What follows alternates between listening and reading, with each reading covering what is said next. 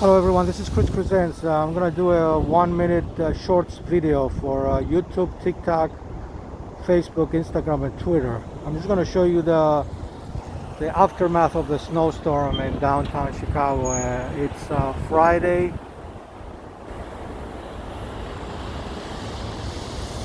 February 4th, 2022.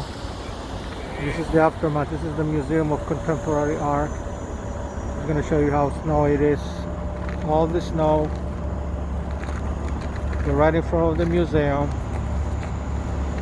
I'll show you all the way around. Do a 360 for you. If you like my videos, follow me on YouTube and all the other social media platforms. Thank you everybody for watching.